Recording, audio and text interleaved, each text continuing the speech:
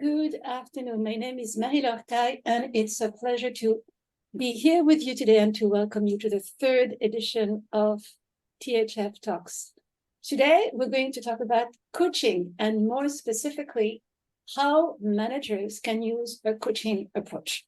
We're going to discuss a number of points. We're going to look at what it means to have a coaching approach for managers. We're going to look at the benefits, and there are many, you'll see. We're going to look at how to use this approach to managing team members, what to do, and what are the challenges, of course, to use this approach. And then we'll end with practical tips. And to discuss this topic today, I have with me Sébastien Vec. So Sébastien has had a long and very successful career in consulting. He's currently the insurance industry leader at IBM.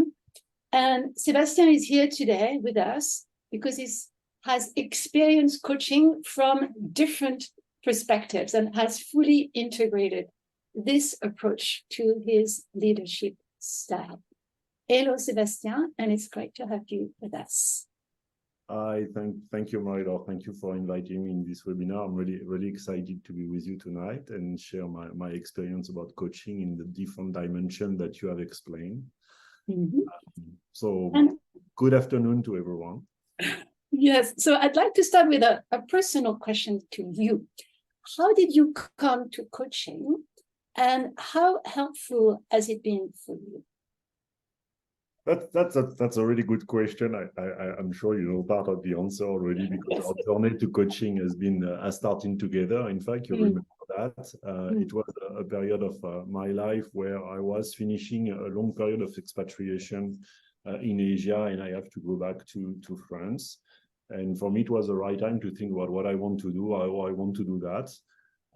So the problem statement was really clear, and one of the answers has been to be with you, Marie-Laure, to a number of sessions of coaching to identify what are my priorities, what I really want to achieve, what are the things which are important, and that's how I start my journey as a coaching.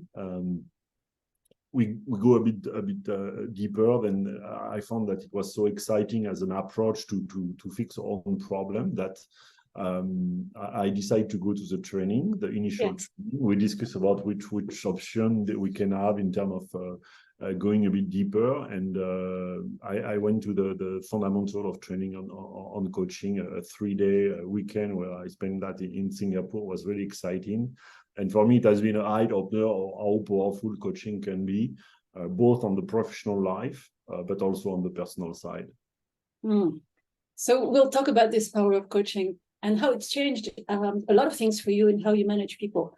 Before we go into it, maybe it's good to define what coaching is, because I've found that it's often confused with mentoring, advising, and so many people don't have a clear definition or understanding of what coaching is. So I'll define coaching maybe in general, and then we'll go into what it means for managers. So the general definition of coaching is to help a coachee, a person in front of the coach, to tap into their own resources, into their own problem-solving ability, creativity, to find their own answers and solutions and their own way forward.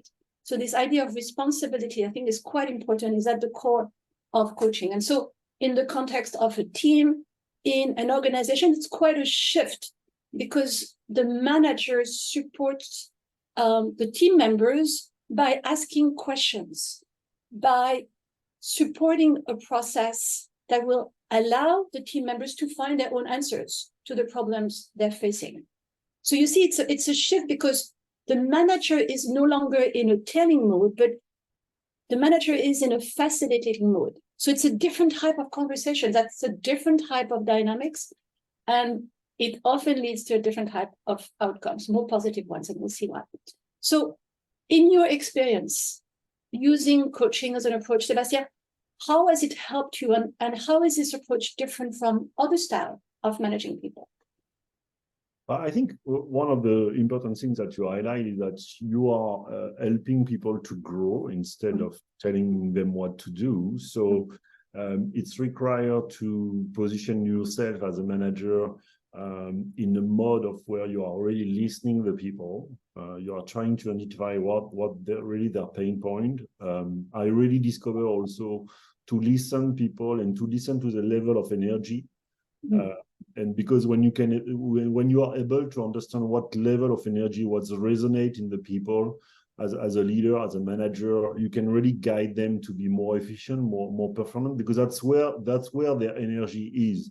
Yeah. So if you can leverage this energy to achieve a target, to achieve an objective of the company, that's really where they get the benefits, because even the people itself, they have to do less effort to achieve the outcome, because they create their own solution. They finally do that with their value system, and everything is much more simple than going against their value or going against their energy level, where they just follow rules and they don't really understand why they follow the rules. Yeah.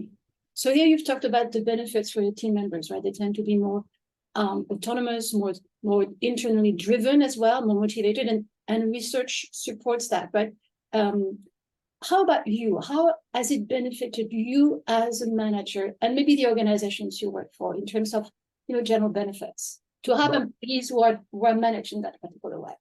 I think one is more exciting because you see people growing.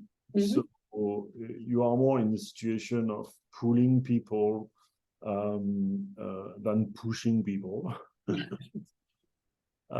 Because at the end of the day, you really are able to get the best of each of the people. So you can't apply the same coaching techniques or you apply the same coaching technique, but it will not be the same way of doing with different people. And especially when you are in Asia, I think you mentioned that at the beginning, there is a lot of confusion between mentoring, coaching, advisoring, etc. So everything is going a bit of confusion. In Asia, where the position of the leader, the position of the boss is really special, and everyone is somehow expecting guidance, approvals, or things like that. I think coaching put people in very different mindset, where you say, at the end of the day, I'm not here to tell you exactly what to do. Trying to understand, rephrase the problem statement, and making them co-create the solution, and making sure that you put them in movement. In fact, what I really like in coaching is that you put the people in movement. They move by themselves. As far as you have found the right path with them, they move, and you are just here to guide them. So it's really beneficial for the organization and for the manager and the leader itself, because you are more guiding than controlling.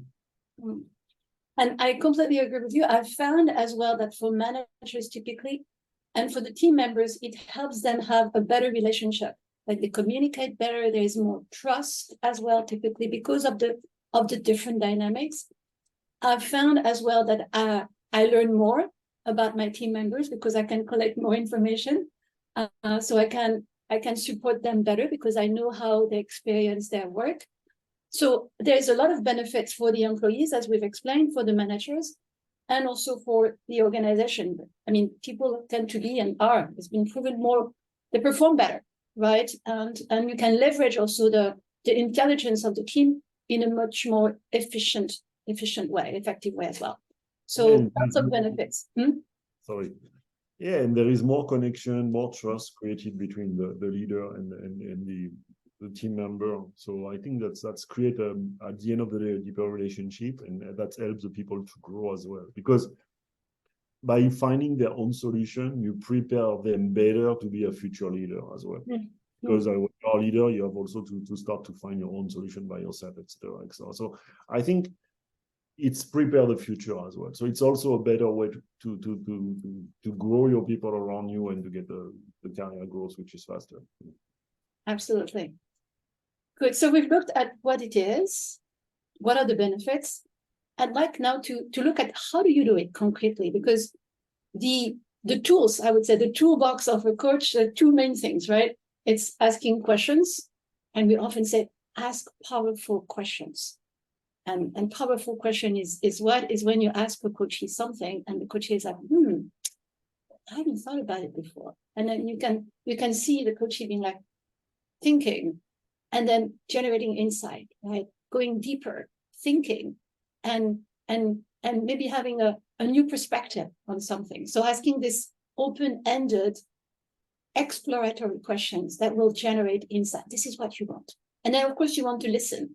And when we say listen, it's not just listen to the words, right? It's to listen at different levels. Listen to the silence, listen to the way things are expressed, listen to what you said, the energy as well, what resonates.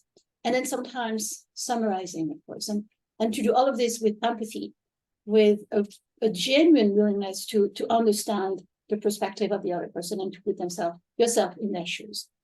So as a manager, right, how do you use this approach? Question, listening, anything else? How do you do it? You use a little bit of everything.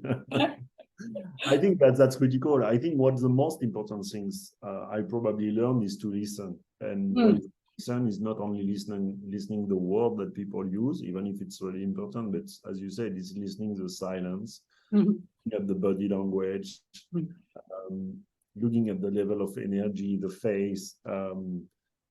When people stop, block, that's really important because they say so much when they stop themselves. Because you know that there is something that needs to be explored. So I think for me, listening is probably the most important things. The second things beyond listening is asking question, and that's probably one of the challenge also for the leader or the manager of asking question, because the pressure of the short term versus the midterm push you to give solution instead of asking question. So you will have the tendency, so you have already to fight against your natural tendency of bringing solution. Or when I say bringing solution, it's not necessarily giving solution, but it's the question is so close that you have already given the answer to your problem. That's what we call a leading question. We'll discuss this later. Yeah. So yes, you have all these tools: listening, questioning. I think that's for me the most important things that you use on the day-to-day basis. And the second part, for the last topic, I don't know whether it's really a tool, but it's trusting your team. You definitely need to trust your team. So you have to use this dimension of saying, let them try, let them sometimes fail. You need to choose where you want them to fail, but I think that's really critical because if they don't experience by themselves, if you don't trust them, and I remember in the training we always said that people are resourceful, wherever they are. I think that's something that needs to be in your mind most of the time, that people are resources. They have resource. It's up to the leader or the coach to leverage those resources. And the resources are different from one person to another one. That's probably the difficulties that we have. And what you're talking about is really a shift in mindset, right? This shift in mindset when you said, we need to trust people. We need to believe in their potential, right? In their resources and in their ability to solve their own problem. Yeah, and most of them, they can't do the same thing. So you have also to have an approach which is definitively customized from one person to another one, because you can't trust them on the same thing, or you can't trust them, to the same level. So you need to identify what you think they can do and giving them the trust on those dimensions. But it's definitely a customized approach. It's not a management approach that you can apply to all your people with the same way, etc., etc. That's take more time for a manager or leader to apply those management techniques, I would say. Yeah, and I would also add to this point that it requires maturity, because you need to step back and reflect, what does a person need, right? Given the situation, given their level of development or motivation, what is it that they need, and to adjust to that. Talking about, excuse me, Marina, but I think what you say is really important in terms of maturity. Is also maturity of the leader, maturity of the leader of being able that you don't know everything. Yes, yeah. That you allow your team to be better than you on some specific topic. That they will find a better solution that you could have found or your experience would have told. Especially in the world we are living, where things are moving so fast. You take the youngster who arrive in the company, they know better in digital transformation, digital marketing than us. So you have to trust them, not being afraid that they can be better than you. So that's the maturity of leader that you need to embrace as well, I think. And I was about to mention the humility. Yeah, you don't have all the answers. And yeah, and it's a challenge sometimes. And I know because I work with a lot of managers and I run workshops to train managers to adopt this approach. And very often they move into the problem solving mode because that's what they do, right? That's what they've been used to practicing. So to step back and to realize, oh, maybe the other person in front of me has the answer, and I need to help him or her explore that. That's a mindset shift, right? And to put aside your own assumptions and maybe sometimes your own experience, because you might have faced the same situation and you're like, do this, I know, but you put that aside, right? So it requires also being grounded and humble and managing your own emotions sometimes to say, okay, let me Yeah, I just think you have to manage yourself. That's probably the most difficult thing. Or not giving a solution, not be too overwhelmed by your own experience that sometimes will not really help you to solve this specific problem. You are completely right. Yeah, I would like just to approach talking about how we do it, just a few words for our audience in terms of the process, because you ask questions and you listen, and to remember always that you need to bring clarity, right? Clarity to the objectives, clarity to the current situation, what's going on, what's the issue, why is it an issue, what about a particular situation is an issue, looking at the possible ways forward. So there is a process as well. It's not just asking questions and going in different directions. There is a process that you can follow as well as a coach, manager, to guide the conversation, or at least to support you in structuring the conversation. So this is also something that managers can learn. Going back to just before we move to the next topic, the giving different perspective, helping yeah. people to position themselves and looking at the problem or whatever has been put on the table with a different perspective. I think that's also a critical role of the coach and manager. You have to do that and then look at the problem with different angle, different perspective from the client side, from the internal side, from the employee side, etc. So when you have to put that in perspective. Good. So I'd like now to touch on the challenges. So we've already kind of addressed this a little bit, but I'd like to go a little bit deeper now and look at what are the challenges that managers might face when they transition to a coaching approach. And the challenges might come from different sources, right? From themselves and also from their team members. So let's start by challenges that come from the managers. So we've mentioned the tendency to jump to problem solving, right? Can you see other challenges? But I think we already touched a bit this topic, but for me, the major challenges of the manager is a short term. Yeah. Because we have to deliver outcome, especially in this environment where things are changing. The business is changing so fast. One day you are growing, the day after you are not growing. So you have this pressure of deliver outcome quarter after quarter, and you will have the tendency to give solution to your team or not listening and say, oh, I know how to fix the problem, let's go and fix that this way. So that's probably the major things. But if you do that, you never help your team to grow. Not sure in this environment which is changing so fast that the solution that you use 2 or 3 quarters away are the right one to apply on the next 2 or 3 quarters in front of us. So I think first you are already missing a lot of resource from your team that you can leverage. But for me, that's a major challenge. It's a short term. After, I think there is another one, which is the organization itself. Okay. Depending on what type of organization you have, but if you have an organization which is kind of very controlling, extremely process organization, obviously it's difficult to that's a challenge for the manager to apply this type of techniques. And probably if you work in a more agile environment, that would be easier to apply those type of techniques. Resistance, I touch a little bit on this topic in in Asia, where I felt this problem where people are more looking for mentor slash advisors than really coaching. I remember the first coaching session that I have done with my colleagues in Singapore when I was doing my training.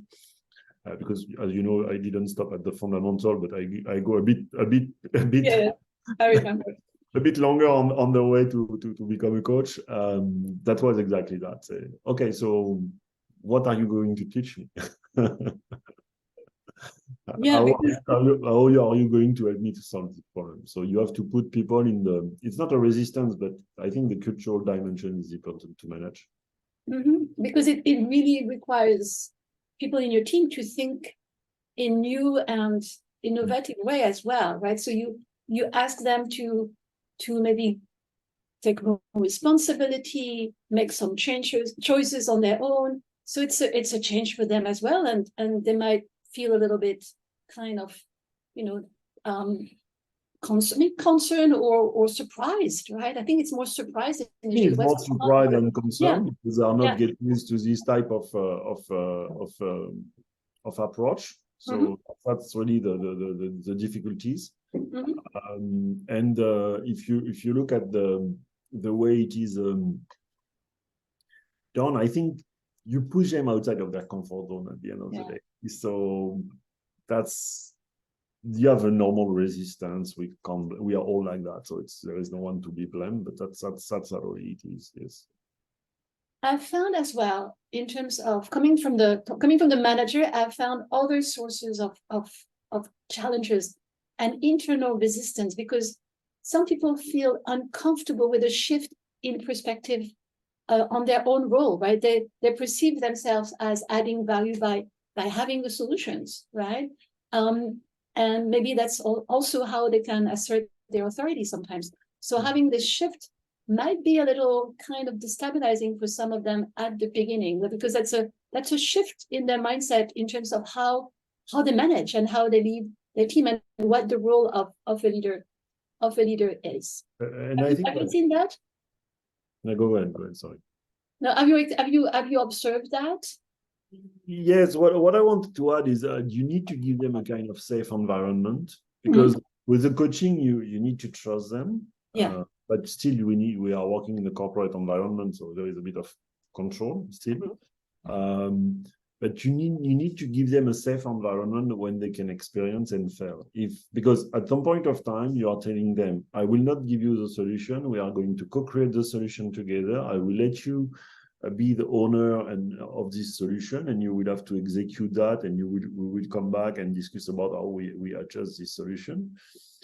But if they don't feel safe that they can experience, fail, or try and fail, etc., and adjust, then they will never dare to jump in this new approach. So I think one thing which is critical is to give them this safety environment where they can experience, which is not always, and we come back to the first problem of time, pressure, and short-term outcome, but that's very important. Going back to this experience with your team member, can you share maybe an example of a shift in one of or change in one of your team members, how a person has grown, maybe how they've managed to reach new levels of their development thanks to this approach? Do you have something like a story to share of the impact that this approach has had? Yeah, I have plenty of example, but maybe I will take one which I was using when I was in Paris.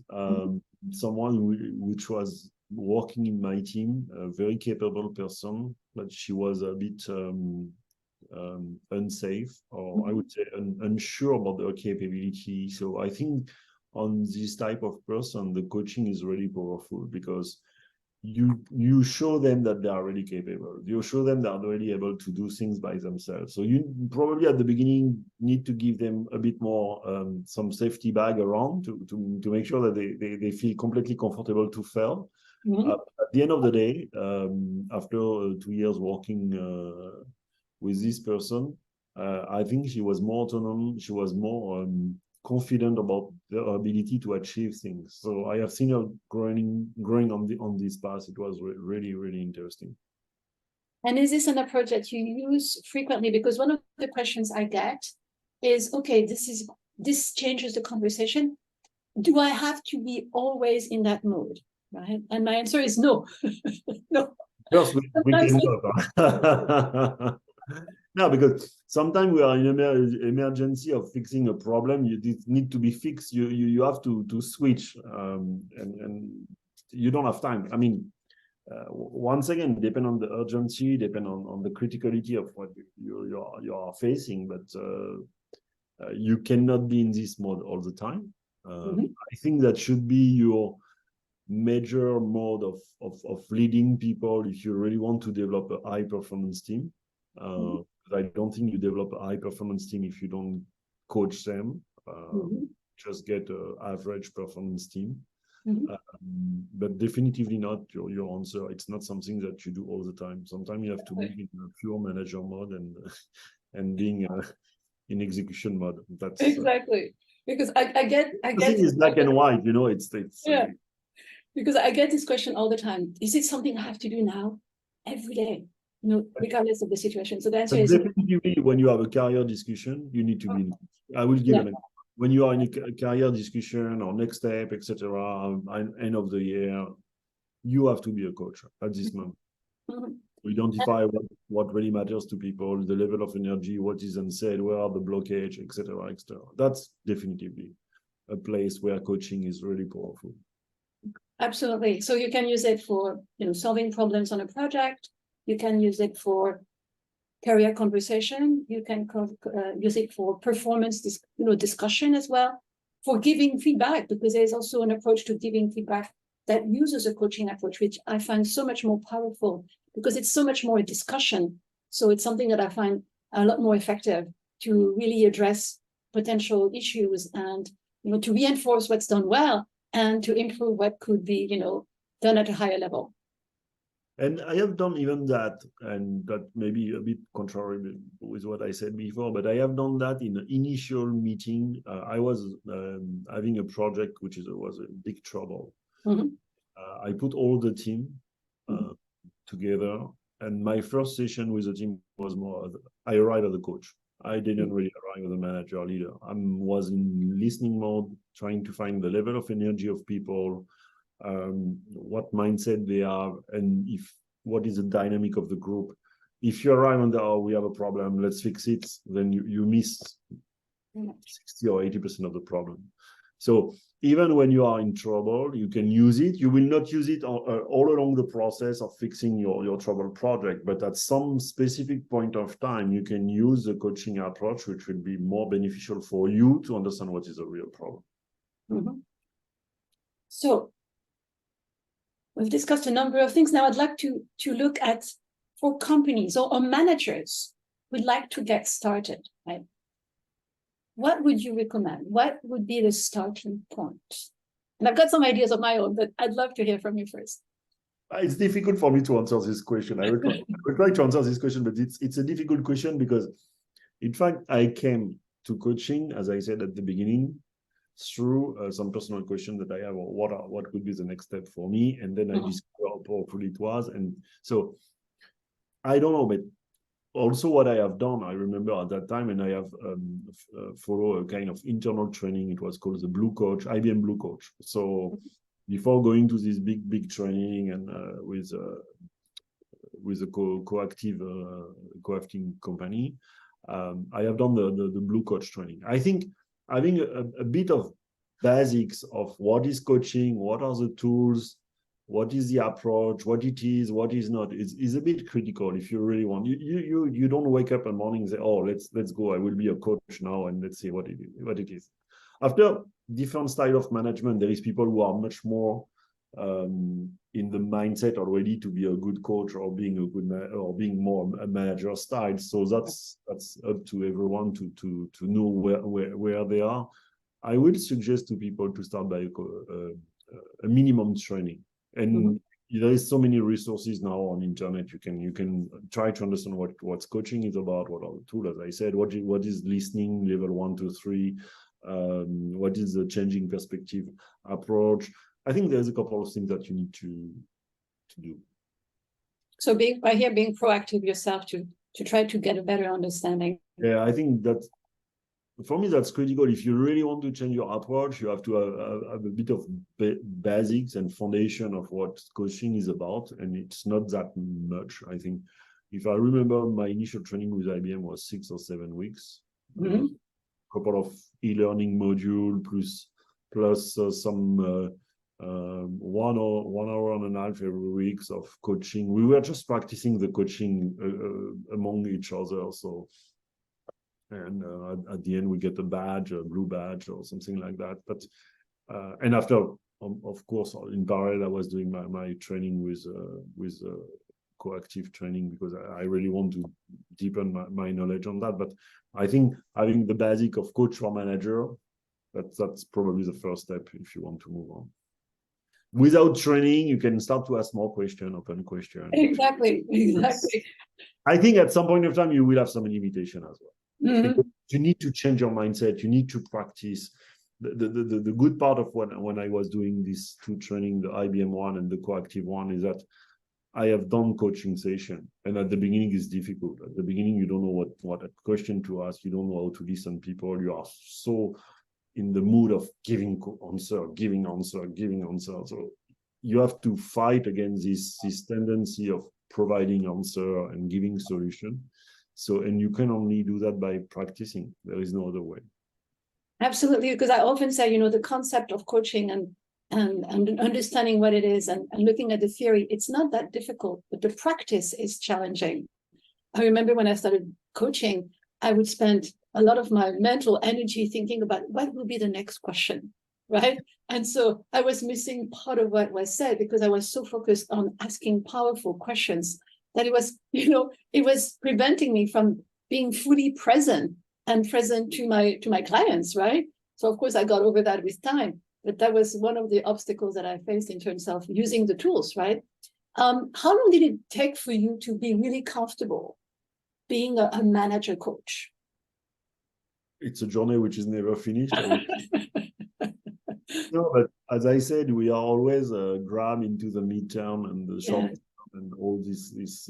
We have to manage all this complexity, which is part of our job. But so you have always to I would say 6 months, 1 year is to arrive to something which is normal, which is part of your normal practice.